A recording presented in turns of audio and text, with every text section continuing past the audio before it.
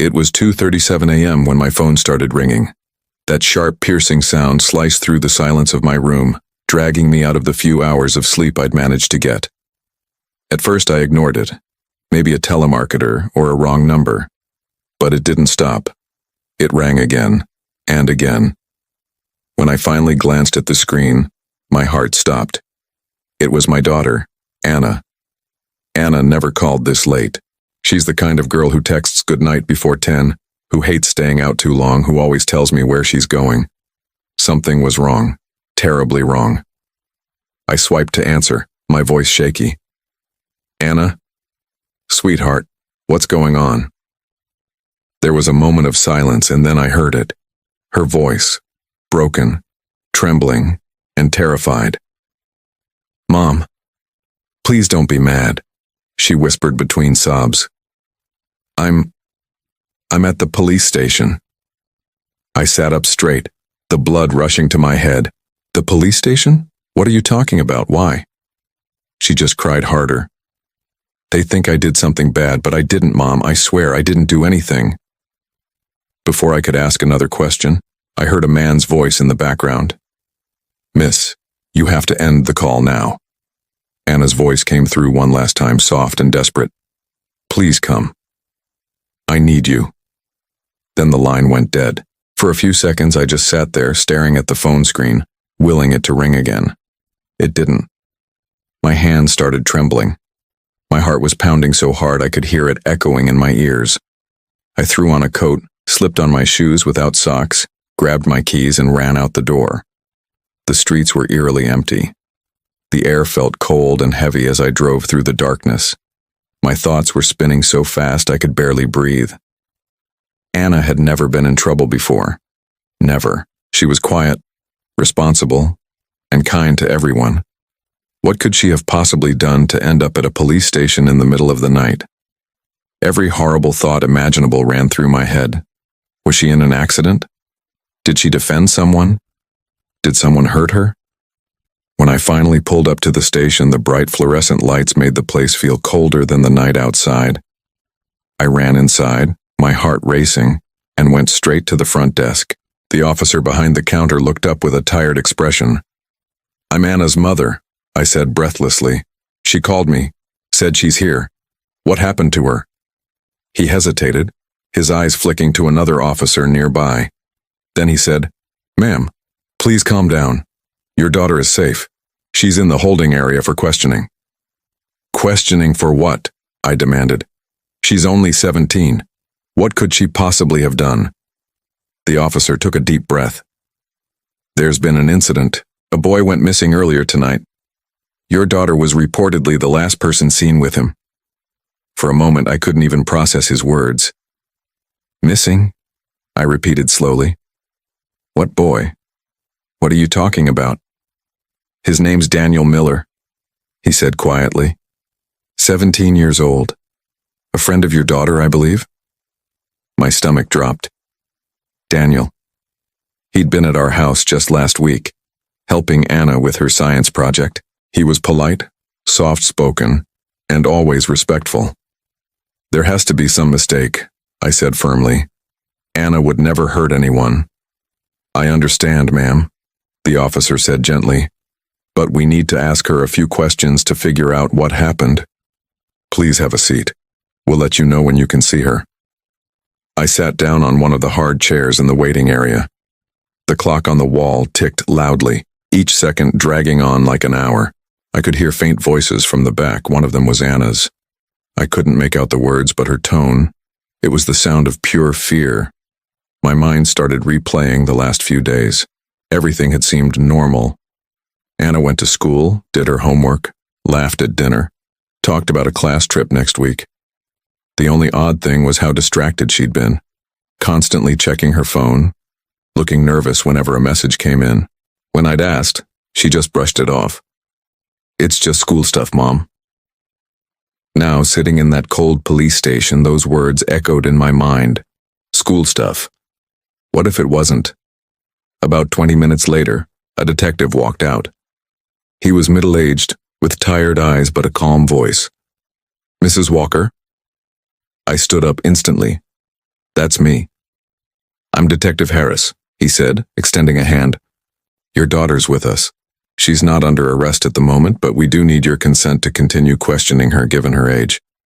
I nodded quickly. Of course. I just want to see her. He led me down a narrow hallway to a small interrogation room. Through the glass window I saw her, my daughter, sitting alone at the table, her face pale, her hands trembling. My heart broke. When I walked in, she looked up, her eyes red from crying. Mom, she whispered, and I immediately pulled her into my arms. It's okay, sweetheart, I whispered, stroking her hair. I'm here. Just tell me what's going on. She took a shaky breath. They think I did something to Daniel. But I didn't. We were just hanging out after school. We went to the park near the river. He said he needed to tell me something important, something about his family. Then his phone rang. He looked scared. He told me to wait, and he walked off toward the woods. I waited for him, Mom. I waited almost an hour, but he never came back. Tears rolled down her cheeks as she spoke. I could see the detective watching quietly from the other side of the table. Anna, he said gently, you were the last person to see Daniel before he disappeared. Are you sure he didn't say anything else? Did he mention where he was going? Anna shook her head. No, he just looked scared, like something was chasing him. The detective leaned forward slightly. Did you follow him? I tried to, she said, wiping her eyes. But it was dark, and I couldn't see. Then my phone died, and I couldn't call anyone. I went home because I thought maybe he'd show up the next day. The detective nodded slowly, jotting something in his notebook. Then he looked at me. Mrs. Walker, do you mind if we ask Anna a few more questions privately? It won't take long. I hesitated but finally agreed and stepped outside. As the door closed, I leaned against the cold wall, my head spinning. Through the small glass window, I could see Anna speaking softly. The detective nodded. Then suddenly his expression changed. He stood up, said something I couldn't hear, and left the room in a hurry. A minute later, 2 other officers walked by, talking in hushed tones. One of them said, "We found his backpack near the riverbank. There's blood on it." I froze. My heart stopped beating for a moment. Blood? I turned to look at Anna through the window again. She was crying harder now, her hands covering her face. And then, as if the night wasn't terrifying enough, my phone buzzed with a message. It was from an unknown number. Just one line. You shouldn't have let her go with him. My blood ran cold. I looked around the station. Everyone seemed busy, completely unaware of what had just appeared on my screen. I wanted to show someone, to tell the detective, but a strange, heavy instinct stopped me. Something deep inside whispered that this was far from over, and that whoever sent that message was watching. And just like that, I knew my daughter wasn't the only one in danger. If I thought hearing my daughter was at the police station was the worst moment of my life, I was wrong. I was so wrong. Because what came next, the cryptic messages, the shocking discoveries, and the truth that began to unravel, made me realize I didn't know my daughter at all, or the people she called her friends. It all started with that call. The world tilted on its axis. But the real nightmare began right there, in the cold, sterile waiting area of the police station. My phone lit up, a message glowing on the screen. You shouldn't have let her go with him. My fingers trembled as I read the words again and again. The number wasn't saved. The profile picture was just a blank gray silhouette. Who was this? How did they know about my daughter Anna and her boyfriend Daniel? I tried calling back. It rang once, then went dead. An icy dread washed over me, a feeling so primal it stole my breath. My mind was a whirlwind of questions. Who sent this? How did they have my number? My first instinct was to find Detective Harris, the man in charge of the case. I stood up, ready to show him the message, but something stopped me. A strange, prickling sensation on the back of my neck. The feeling of being watched. My eyes darted around the busy station. I scanned the faces of every officer, every person waiting, every soul that walked by. But they were all wrapped up in their own dramas, their own worlds. No one seemed to be paying me any attention, and yet, the feeling lingered, a silent observer in the shadows of my fear. I locked my phone and slid it back into my purse, my hand shaking. "Stay calm," I whispered to myself, the words feeling hollow and useless. "You'll figure this out." Just then, Detective Harris emerged from an interrogation room, his face grim. The news he delivered felt like a physical blow. They had to keep Anna overnight. Her story wasn't adding up, and they needed to verify her alibi. My heart hammered against my ribs. "What do you mean?" I asked, my voice barely a whisper. He hesitated, then said the words that would haunt my every waking moment. "We found some evidence near the river, ma'am, Daniel's backpack, and there were bloodstains." My knees buckled. I had to grip the back of a chair to stay upright. Bloodstains. My Anna? Involved in something like this? It was impossible. She was a good kid. A little quiet, a little withdrawn lately, but not this. From down the hall I heard a muffled cry. "Mom, don't leave me." It was Anna. Her voice, choked with tears, shattered what was left of my composure. "I'm not going anywhere," I called back, my own voice thick with emotion. I told the detective I wouldn't leave, that I'd wait for her. I spent that entire agonizing night in the cold, uncomfortable visitors area, fueled by vending machine coffee and sheer terror. Sleep was a luxury I couldn't afford. Every time I closed my eyes, I saw the glowing text message, the bloodstains, my daughter's terrified face. The next morning, as the first rays of gray light filtered through the grimy windows, my phone buzzed again. Another message, from the same unknown number. "You don't know what she's hiding." This time I didn't hesitate. I found Detective Harris and showed him both messages. He studied the screen, his expression unreadable. He told me they'd try to trace it, but I could tell he wasn't optimistic. These burner numbers were ghosts, untraceable and anonymous. That evening, after what felt like an eternity of legal wrangling, Anna was released on temporary bail. But freedom didn't feel freeing. As she walked out, the air around us felt heavy, oppressive, as if the darkness from the police station had followed us home. The drive was silent, a thick tension filling the small space of the car. Finally, just as we pulled into our driveway, she spoke. Her voice was small, fragile. She told me about Daniel, how he'd been acting strange for weeks. Scared. He kept looking over his shoulder, muttering things under his breath. He kept saying, "They'll find out if I tell you," Anna whispered, staring out at the darkening street. I asked him who they were, but he wouldn't say. That night I saw her trying to hide her phone. It was a clumsy teenage attempt at secrecy, one I would have normally called her out on. But now it felt sinister. Later, as I passed her room, I noticed a strange symbol drawn on a notepad on her desk. It was a spiral inside a triangle. When I asked her about it, she just shrugged. "It's just a doodle, Mom." But her eyes wouldn't meet mine. A doodle. It didn't feel like a doodle. It felt like a warning. The next morning brought more horror. The police called. They'd found Daniel's phone near the riverbank where his backpack was discovered. And the wallpaper, it was a picture of Anna.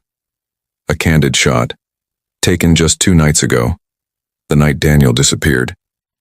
My heart plunged into my stomach. As I was processing this new piece of the puzzle, I glanced out the kitchen window. Across the street, partially hidden behind the old oak trees, a man in a black jacket was watching our house. The moment our eyes met, he turned and vanished into the shadows between the houses. It was so fast I almost convinced myself I'd imagined it. But I knew I hadn't. That night, returning home after a pointless trip to the grocery store, I found an envelope tucked under my car's windshield wiper. My hands trembled as I opened it. Inside was a photograph. It was Anna and Daniel smiling, standing in the woods. But it wasn't the photo that made my blood run cold. It was what was behind them. Spray painted on a large tree was the same symbol from Anna's notepad, a spiral inside a triangle. I flipped the photo over. Scrawled in messy handwriting were 3 words. She knows everything. That was the breaking point. I confronted Anna, the photo shaking in my hand. The tears came then, a torrent of fear and confession. She admitted that Daniel had found something buried near the river a few weeks ago, an old metal box. Inside were photos and papers, documents that seemed to be about prominent people in our town. Dark secrets. And the symbol, she said, was connected to it all. It was the mark of some kind of secret group that met in the woods, near the old abandoned cabin. Before I could even process the words secret group, my phone, sitting on the counter, lit up with another message. A new one. If you want your daughter to stay safe, stay quiet. My blood froze. This was a threat, a direct, terrifying threat. We stood there in the kitchen, the photograph, the messages, the confession hanging between us like a shroud. The world we knew had dissolved, replaced by a labyrinth of secrets and danger. We were no longer just a mother and daughter. We were two people trapped in a nightmare we couldn't wake up from. That night, as we double-checked the locks on the doors and windows, a tiny moving pinprick of light caught my eye. I froze. A red laser dot dancing on our living room wall. It moved slowly, deliberately from the window, across the family photos on the mantel, and then it stopped, hovering right over Anna's heart. The symbol was carved fresh into the bark of an old tree, a spiral inside a triangle. They have her, and they are watching me. But this is not over. I will find her. I stared at the photo until my hands went numb, zooming into every pixel, desperately searching for a clue, anything that could lead me to her. The river behind her, the specific shape of the rocks, the way the mist clung to the air. Something was different. In the deep background, almost hidden, was a metal gate at the far end of the woods. I'd never seen it before. I printed the image and circled the gate, my last shred of hope clinging to the possibility that it was real. The next morning, I drove back to the river. I had to find the exact angle from the photo. As the sun rose, the fog floated over the water, just like in the picture. It was an eerie, perfect match. I followed the tree line for what felt like an eternity, nearly an hour, until my eyes locked onto it. The same carved symbol, fresh and deep in the bark of an ancient tree. My heart hammered against my ribs. Anna had been here, recently. I pushed deeper into the woods, my feet crunching on fallen leaves until I saw it.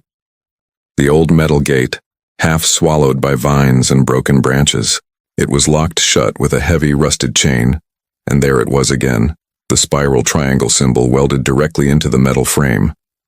I whispered her name, Anna, and my voice was swallowed by the silent trees, echoing back at me. Just then my phone buzzed. A new message. Turn back. You will not get another warning. I ignored it. My fear was being suffocated by a mother's resolve. I stepped closer, pressing my ear against the cold, unforgiving metal of the gate. A faint humming vibrated through the steel like machines running deep underground. The papers from the box flashed in my mind. Community Circle Project. Confidential. I realized with a sickening lurch that this place, this hidden bunker, might be where they kept everything. The evidence, the secrets. Maybe even the people who knew too much. Driven by this new lead, I went into the city to find a retired officer named Mr. Collins, a man Mark had once trusted completely. I laid everything out for him, the printed photo, the threatening messages. His face grew grim. He told me he'd heard rumors years ago, whispers of a hidden location used by the city's most influential people for their secret meetings. Anyone who asked too many questions simply disappeared. He looked from the photo to me, saw the desperation in my eyes, and agreed to help. We returned that night, under the cover of darkness, parking miles away from the woods. With our flashlights covered to emit only a dim glow, we navigated the treacherous terrain back to the gate. Collins, with the steady hands of a seasoned professional, worked on the lock. The chain fell with a muffled thud. We pushed the heavy gate open, and a blast of cold, stale air rushed past us, as if the very place was exhaling. We had entered a long, concrete tunnel leading underground. We moved slowly, our footsteps echoing unnervingly. Faint, distant voices drifted through the tunnel, making the hairs on my arms stand up. We reached the first hallway, and what we saw stopped me cold. Dozens of old boxes were stacked on metal racks. Inside each one were files, photos, IDs, and yellowed newspaper clippings about missing people from towns all over the region. And every single file was marked with that same spiral triangle symbol. Collins whispered, "This is bigger than we thought. This is an entire network." Suddenly a door creaked open somewhere down the hall. Footsteps approached. We scrambled for cover, hiding behind a row of shelves, holding our breath. Two men in black jackets, the symbol stitched onto their sleeves, walked past our hiding spot. One of them spoke, his voice low and gravelly. "The girl was moved to the second facility," he said. "Her mother is being watched." A surge of pure rage coursed through me. I almost lunged at them, but Collins grabbed my arm, his grip like iron. "One wrong move," he hissed, "and we'll both vanish down here." We waited, hearts pounding, until the footsteps faded away. Then we moved quickly and found a control room. Monitors flickered, showing live camera feeds from all over town, parks, bridges, and even my house. They were tracking everyone who knew the truth. My blood ran cold. Then, on the last screen, I saw her, Anna.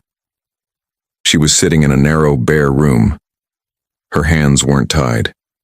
Her eyes were calm, and she was staring directly into the camera, as if she knew I would be watching. I pressed my hand against the cold glass of the screen, my voice a choked whisper. "I'm here. I will get you out." Collins was already at work, copying files from the computers onto a drive. But then red lights began to flash. Alarms blared through the tunnels. They'd discovered the open gate. We had to run. We raced back through the tunnel as angry shouts echoed behind us.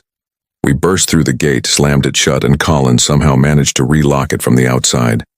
We sprinted to the car, tires screeching as we sped away, a pair of headlights instantly appearing in our rearview mirror, chasing us down. Collins navigated the back roads like a man possessed. "We have enough evidence to take this to the highest authorities," he said, his eyes fixed on the road. "But we have to move fast before they cover their tracks." We finally hit the highway, and the chasing car disappeared behind us. I looked at the drive clutched in his hand, a tiny beacon of hope. For the first time, I felt like we had something they couldn't just erase. As the first light of dawn broke the horizon, my phone buzzed again. Another message. I braced myself. It said, "Stop running, she already knows." Attached was a new photo. Anna standing outside in broad daylight, looking directly at the camera. Her face was calm, confident, almost defiant. The message ended with one chilling line. "She is not their prisoner. She is becoming one of them." My heart froze. Everything I thought I knew shattered in that single moment. But this story is not finished. Because nothing, absolutely nothing, will stop a mother from finding the truth and bringing her daughter home.